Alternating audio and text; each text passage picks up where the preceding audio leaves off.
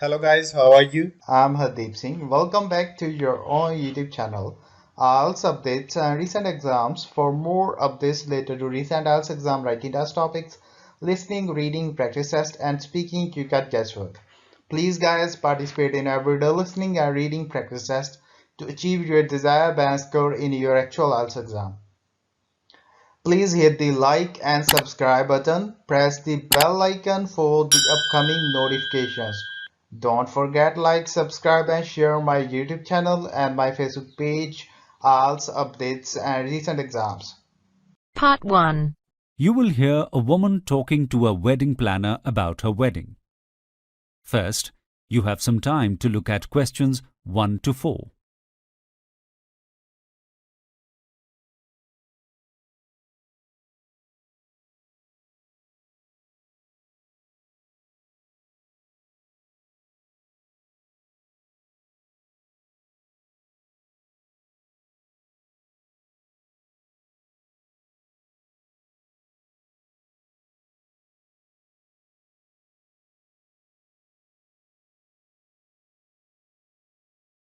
Good morning. This is Your Day Wedding Planners. How can I help you? Hello. Yes, my name is Amanda Lumsden, and I've recently got engaged. I'd like to start arranging my wedding, and I'm looking for a wedding planner.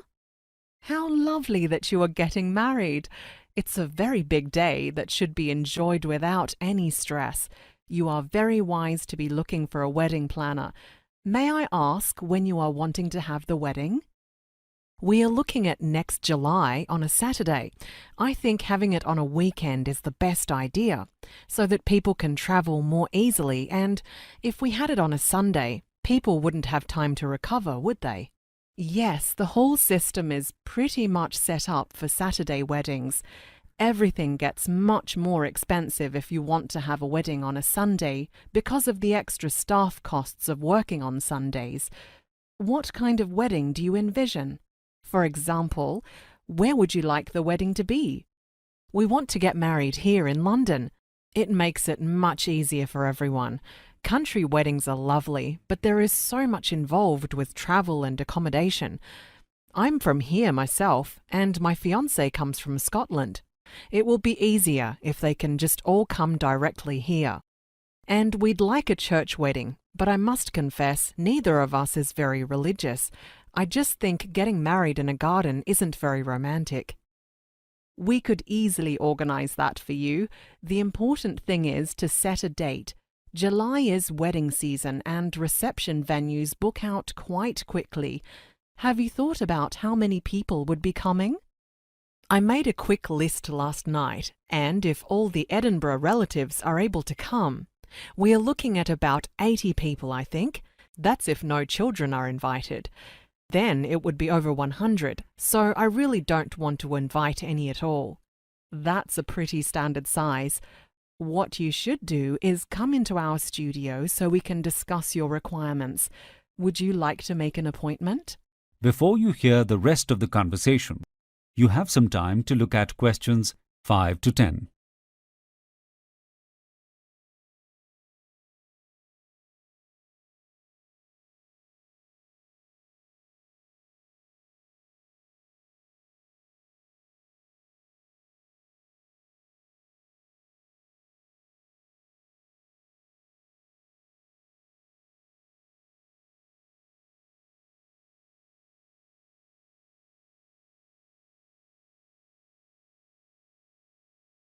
Can you give me an idea of how much your services cost? I really don't want to waste your time if I can't afford you. Certainly, we have two types of service. You can either have me just as a wedding consultant, where I give you ideas and contacts, but you have to do the actual legwork, like making the bookings, arrangements, and payments. For example, I could advise you on where it should be held and give you lists of things that need to be done, and give you the best contacts for flowers and the wedding cake and rings, etc. That's 3 hours with me in my studio, and it costs £600. Or I do a complete service as a wedding planner where we arrange and organise everything, and our rate is 15% of costs.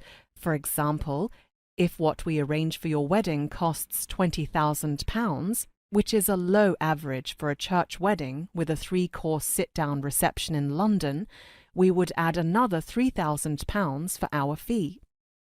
Oh, I definitely prefer the second option. I really just want to leave everything up to you. Both of us have very time-consuming jobs in banking, and we just don't have the time to become involved. I'd just like to get some idea of the sort of weddings you've done in the past, just to make sure we are on the same page. If I like what I see, I'll just give you a free hand. You sound like the dream bride.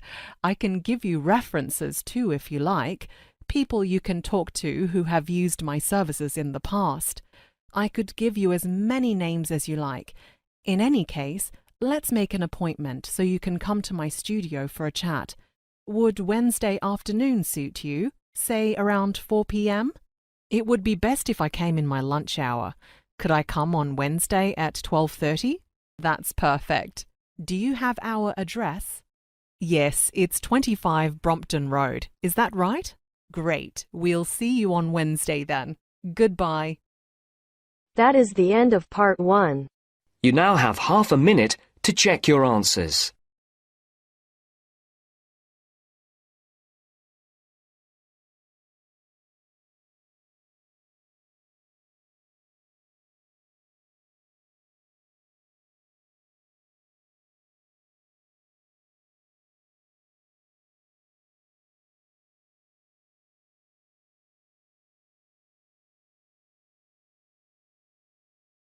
Now turns to part 2. You will hear a radio program in which the presenter is interviewing Sally Jenkins, the coordinator of a local allotment garden. First, you have some time to look at questions 11 to 15.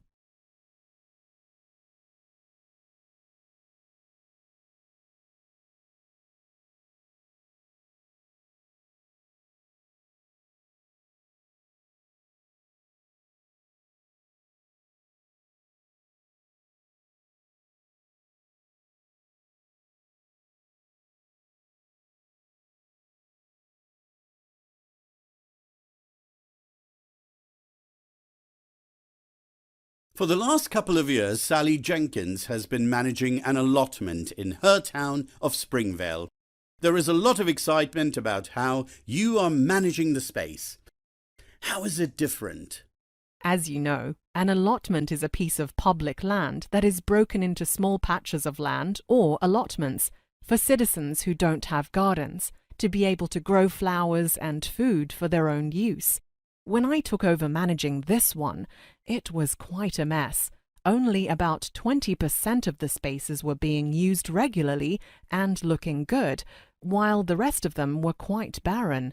Why was that, do you think? When I did a phone around to all the allotment owners, I found that the ones who were failing felt terribly guilty because they had taken the space, but then rarely found the time for its upkeep. So I decided to change the way things were managed a bit. I called a meeting of all the allotment holders so we could get together to discuss how we could make the space more workable for everyone. The people who were actively using their space had the option to continue as they were. Most people had originally taken the allotment because they wanted homegrown fruits and vegetables, but they were failing because they were inexperienced gardeners and really did not know what they were doing. The meeting was a great success. No one wanted to give up their plot, though, so we needed to think of ways that the whole space could work better for everyone. We all decided to hold more meetings in the future to exchange ideas. I knew that the key would be to get those who knew what they were doing to get behind the others.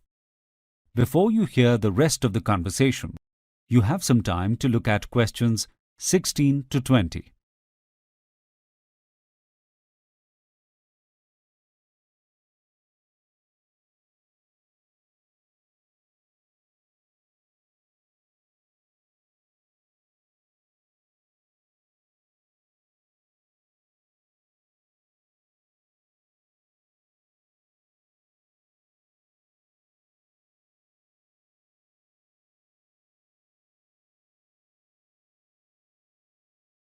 What was decided to improve the allotment? Firstly, we talked about the type of produce that everyone wanted to grow. The most popular was summer tomatoes, but the main complaint was that they took a lot of maintenance and water and were easily infested with insects. So it was decided that anyone growing tomatoes would also grow them with borage and marigolds, two flowering plants which seem to repel pests. The allotment is organic, so no pesticides are allowed.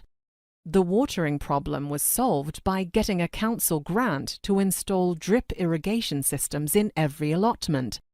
This was a major change, which meant people were able to go on holiday and miss some weekends of gardening without risking death for their plants in the hotter months. Another thing that people discussed was that often if they grew something, they would have a glut of one vegetable, such as courgettes, melons or pumpkins, and be unable to consume them all. Most of the group decided to pool their resources and only plant one or two types of plants each, and then share their crops. This way everybody got access to a much wider variety of produce all year. Some people who already had successful allotments and spent a lot of time in them didn't want to change what they were doing, and that was fair enough. These were generally our experts in the allotment anyway.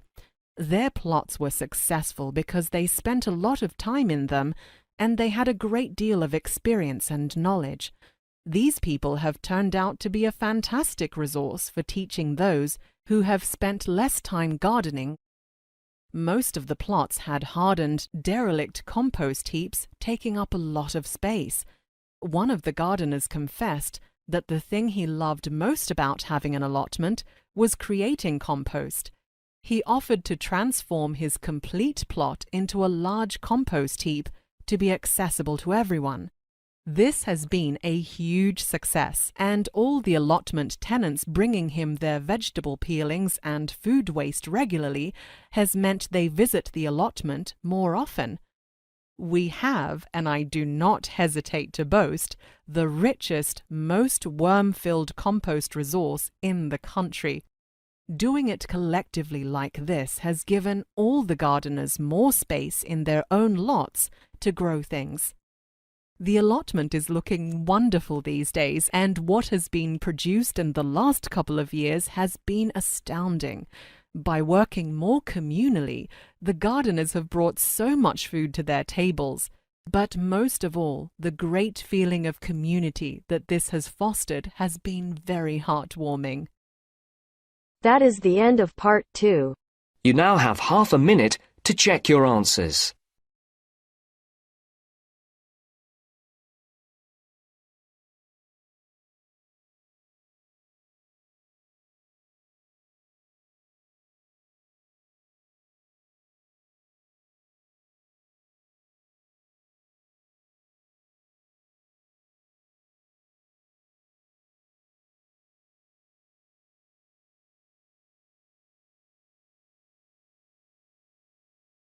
Now turns to part 3. You hear two students, Mandy and Rupert, talking to their tutor about a website they are designing. First, you have some time to look at questions 21 to 24.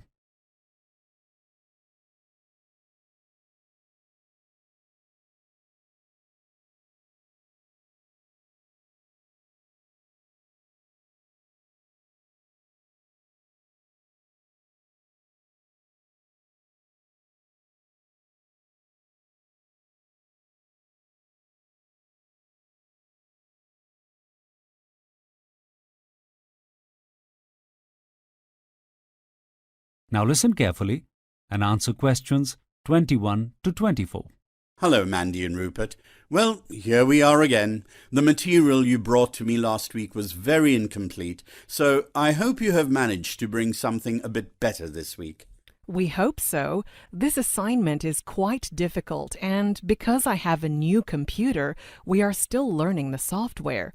So we still have the same idea for the project, but we have tried bringing it to life a bit more. Well, website design is an intrinsic part of this graphic design course.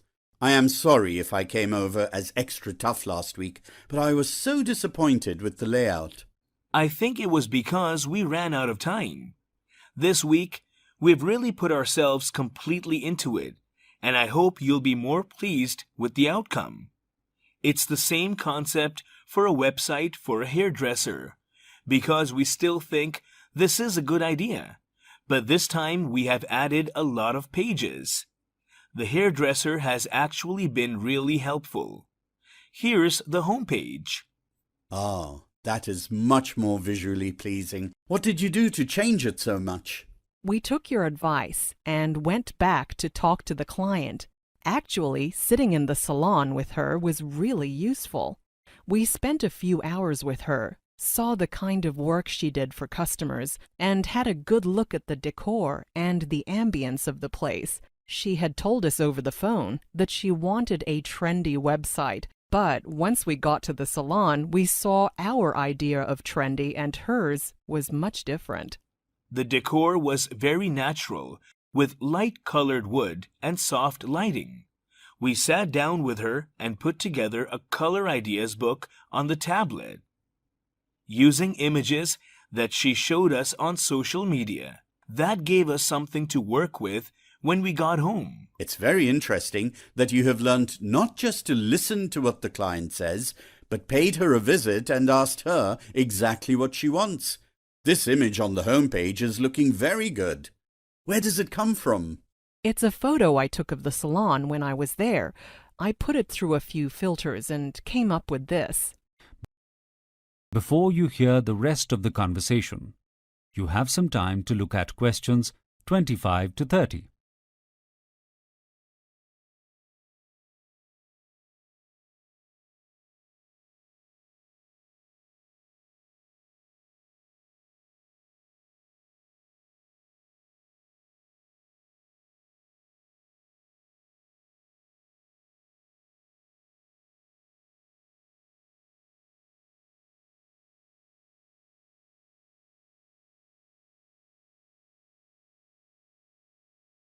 Now listen and answer questions 25 to 30. Yes, the pages are looking good. And this time you do have more information on the contacts page. There is a map at the bottom right. Very nice. I see you have added a price list. Good, though it probably shouldn't be on the contacts page. So the contacts are the address and phone number on the left. Perhaps you could give the name of the hairdresser too. Oh, you need to add the hours of the salon. That's important. Oh yes, they're going in the space above the contacts.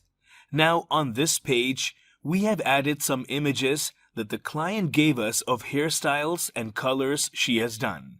And if you click this button here, there are photos of weddings that she has done hair and makeup for.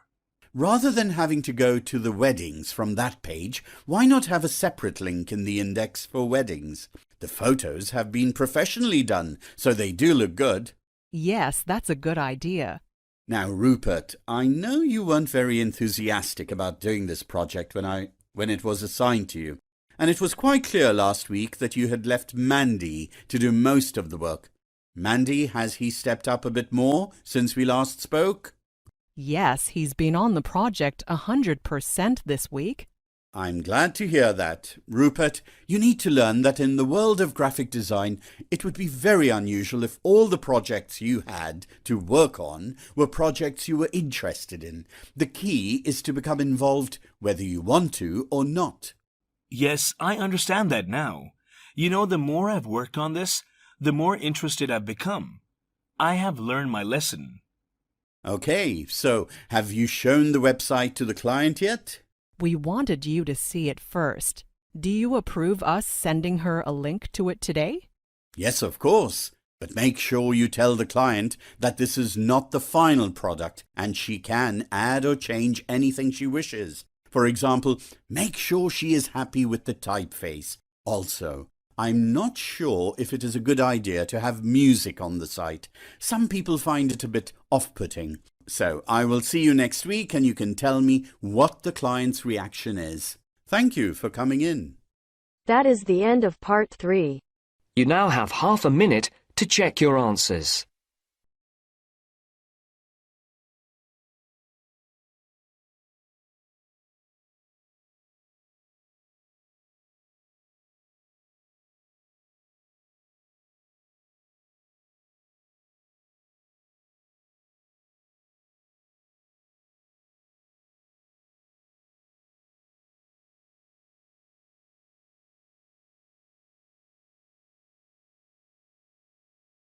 Now turns to part 4. You will hear a part of a lecture about interest rate. First, you have some time to look at questions 31 to 40.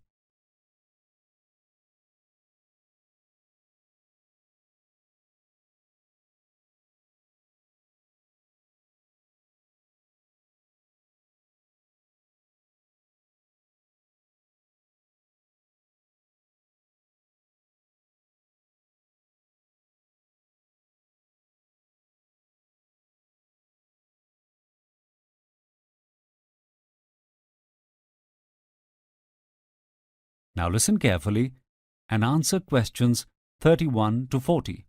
Since the beginning of the global financial crisis more than 10 years ago, the developed world has remained in an ultra-low interest rate void. Economists are searching for a way out, but now there may not be one. The U.S. economy appeared to be on the path towards more normal interest rates and growth, even though they had become more cautious stepping into 2020. Japan and Europe did not look to be improving anytime soon, and even the incredible expansion that was being witnessed in the case of China was slowing under the pressure of a U.S. trade war. Then the world economy came to a complete halt with the COVID-19 virus shutdowns in a way which has never been witnessed. Production came to a halt, ports were closed, and stock markets plummeted. 10 years after the worst of the crisis appeared to pass in 2019, banks and policymakers were shocked that despite the great steps they had taken to kickstart their economies, normal growth settings would probably not be seen for many years to come. Central banks had tried to get things moving, but even before COVID-19, any time there was the hint of a slight tweak upwards in interest rates, the stock markets reacted negatively, forcing the banks to back off.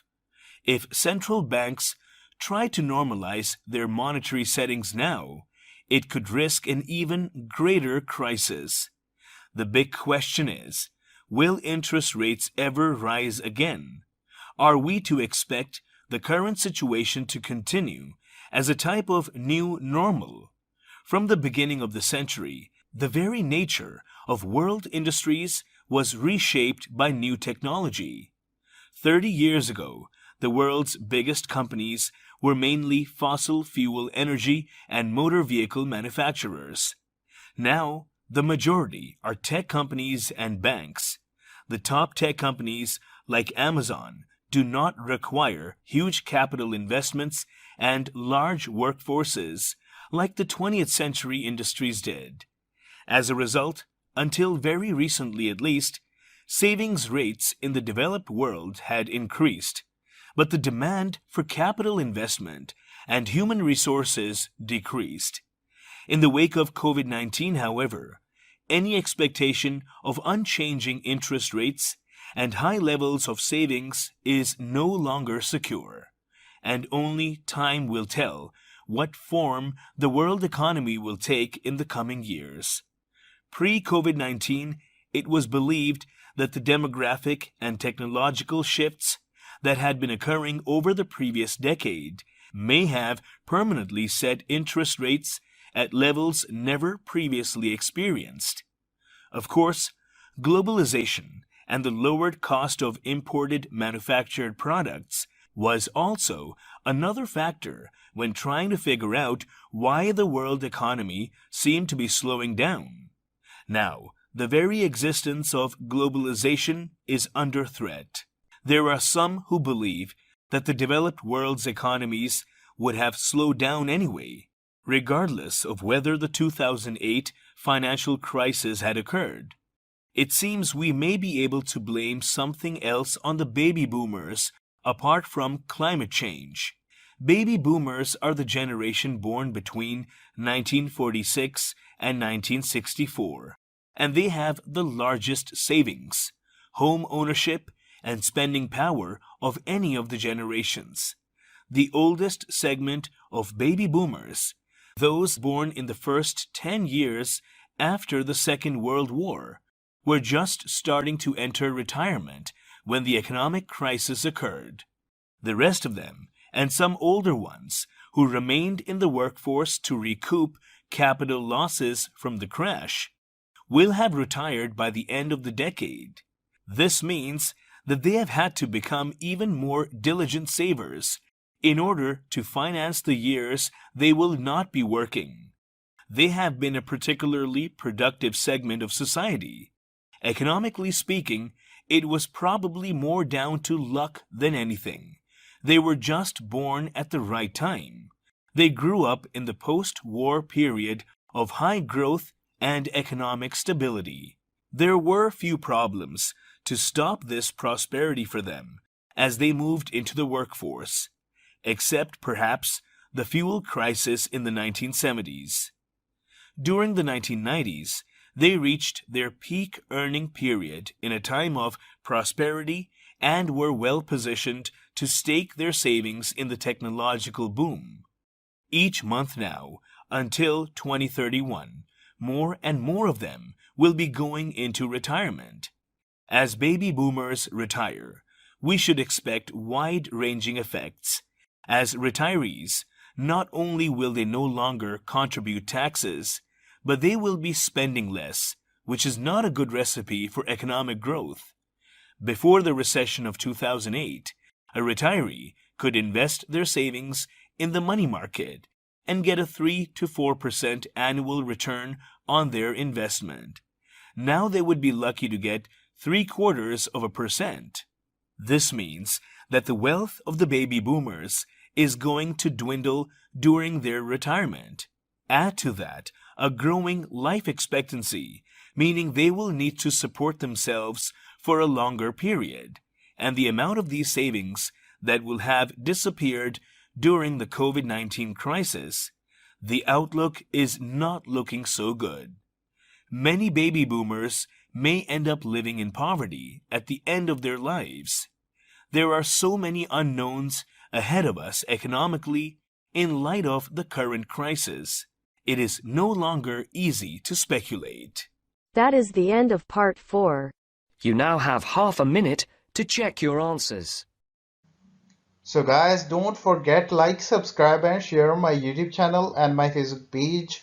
IELTS updates and recent exams. For more updates related to recent IELTS exam writing test topics, listening, reading, practice test and speaking, you got guesswork.